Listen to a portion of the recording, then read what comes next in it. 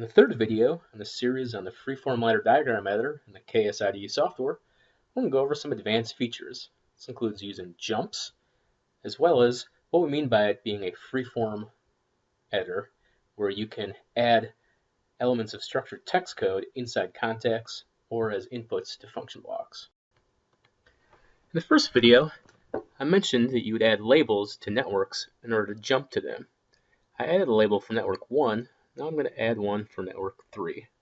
So I'm just going to double click on the network level and enter network 3 label. And you can have spaces in your labels, just to show you.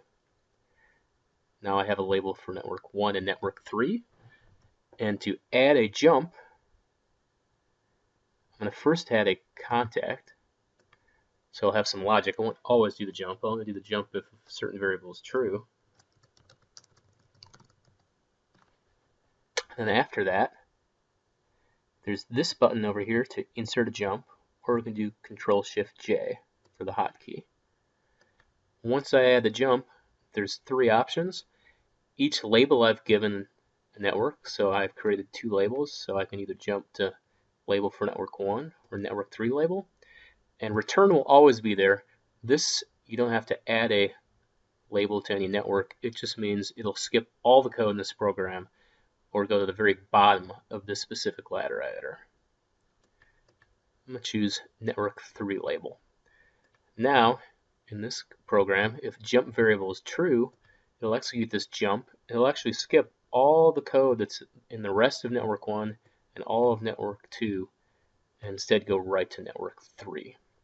As a general rule, I like to tell people that it's fine if you jump down or forward in your program, but we tell people it's best not to jump up or backwards. The reason being is you can quickly get into a semi-infinite loop. It doesn't take long with KAS running at the Ethercat update rate not to be able to run in, say, a millisecond or faster that your program's trying to run in. So, once again, as a general rule, just jump down, don't jump upwards. Now we're going to go over some more advanced features that show why we call this a freeform ladder diagram editor, not just a standard ladder diagram editor. So what does that mean? Well, you may see right off the bat, we don't force you into a very rigid structure where you have to go contact, function block, coil. We don't force you to add anything to the outputs if you don't want to. Also, you can even put blank or empty coils, and in this way you can see the program animate with the power flow, but it'll compile without a variable even in there. Another example is you can do basic structured text or just typing out equations right in the input of function blocks. Maybe I don't want to write 100 to command velocity. I want to have not just a variable, but scaling value. So maybe I have a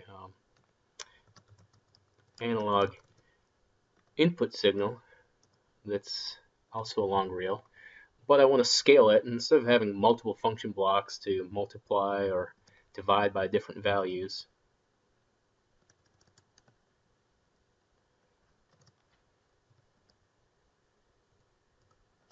you can do that right in the input.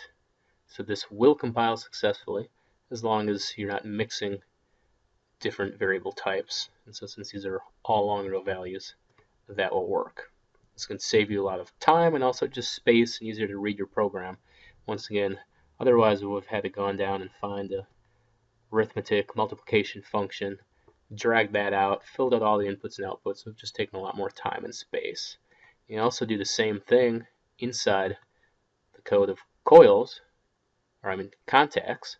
Instead of just tying a variable to a contact, I can go in instead look at integer or long reel based variables. So I can check if something's greater than, less than, or equal to. So in this case, I can be looking at axis 1 position. If it's ever greater than 100, automatically change the command velocity variable. You can also have multiple Boolean variables inside one contact. So for instance, why would you want to do that? Well, instead of maybe putting multiple contacts and having to add code to put them in parallel by having a vertical line, you could have saved some time and just inside one contact put and. So you can have as many ands or ors inside one contact if you'd like, as long as the whole statement will end up compiling to be a simple true or false. The last option I'm going to show you is this button here to toggle trace mode. And with this, instead of dropping one vertical or horizontal line at a time, you can hold down your mouse and sort of free draw multiple at a time, and it will show kind of preview with the dotted lines until you let go of your mouse, and then you let go and it will all be placed. So you can see it's a little sensitive, so you got to be careful and not try to draw too much, but it's very handy instead of having to drop individual multiple vertical and horizontal lines. It can be a time saver. So that's it for the overview of our freeform ladder diagram editor.